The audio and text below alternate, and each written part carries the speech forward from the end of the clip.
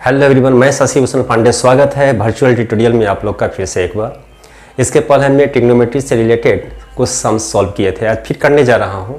अभी एग्जामिनेशन का समय है, छुट्टियां चल रही हैं बहुत सारे स्कूल में क्योंकि पूजा वगैरह भी हो रहा है और इसके बाद बोर्ड एग्जामिनेशन होने वाले हैं। बहुत सारे स्कूल में स्कूल फाइनल होने वाले हैं, तो आपको पता है कि प्रयास सबसे बड़ा चीज़ होता है। अभी समय है प्रैक्टिस करने का, प्रयास करने का।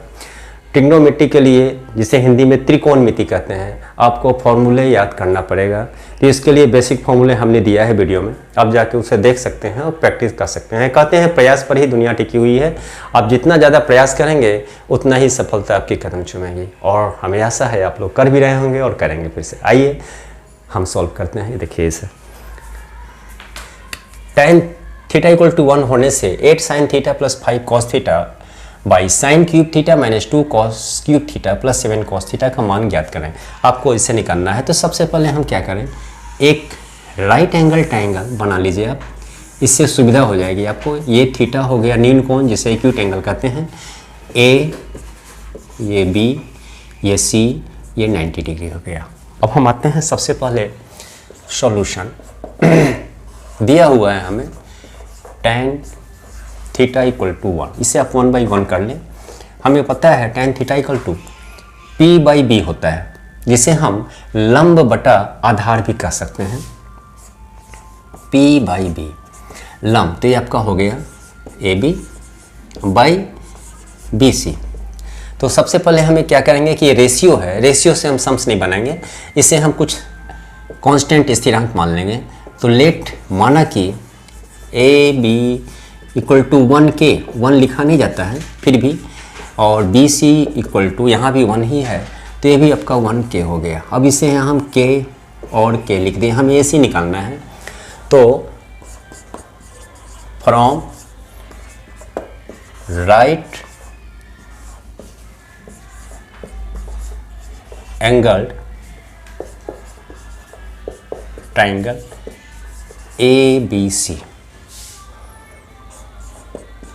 AB equal to K, BC equal to K, therefore AC square equal to AB square plus BC square equal to K square plus K square equal to 2K square. फिर हम AC स्क्वायर को उस तरफ यदि ले जाते हैं तो रूट ओवर 2K स्क्वायर यानी K रूट 2, यानी हो गया आपका रूट 2K। K रूट 2 लिखिए या रूट 2K लिखिए, एक ही चीज़ है। आप यहाँ ऐसे नहीं लिख के चलिए, अच्छी बात है, यहाँ कर दें हम। अब हमें क्या करना है, इसे इसका मान निकालना है। तो पहले साइन थीटा कॉस थीटा का मान हम निकाल लेते हैं। Therefore sine theta equal to P/H AB by AC यानी K by root 2K, K by root 2K, K cancel कर दें हम तो बच गया 1/√2, और cos थीटा भी निकाल लें, इसका भी होगा K by root 2K। B/H आधार बटा कर्ल यानी base by hypotenuse, K cancel हो गया, इसका भी बच गया 1/√2।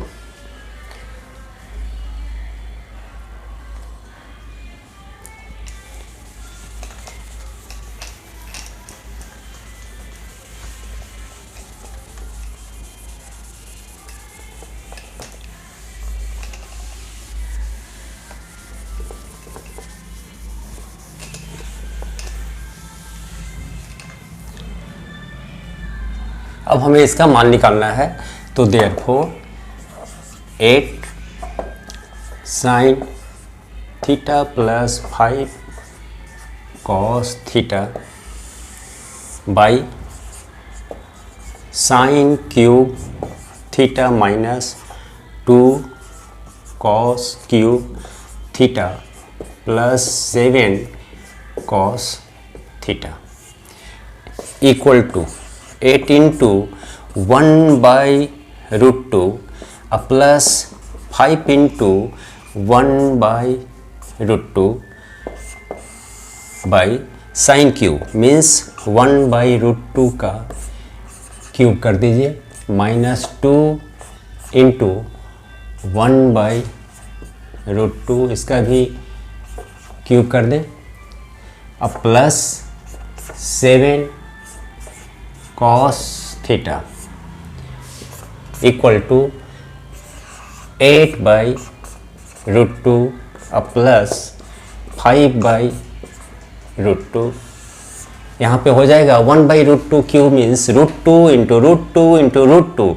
√2 को यदि आप 2 बार मल्टीप्लाई करोगे तो 2 मिलेगा, यानी इसका हो जाएगा 1/2√2 माइनस यहाँ भी वही हो गया 2 इंटू 1/2√2 अब प्लस 7 इंटू 1/√2। ये कैंसिल कर दें आप। अब हम इस √2 का एलसीएम यदि ले लें, √2 तो 1 टाइम यानी एक बार 8, फिर 1 टाइम यानी 5, और यहाँ पे आपका बच गया 2√2 √2 और √2। इसका एलसीएम आप लोगे तो एलसीएम हो जाएगा आपका 2√2। 2√2 1 टाइम मीन्स 1 माइनस √2 से √2 चला गया, 2 बचा मीन्स 2 1 2 एंड √2 से √2 चला गया 2 7 2 14।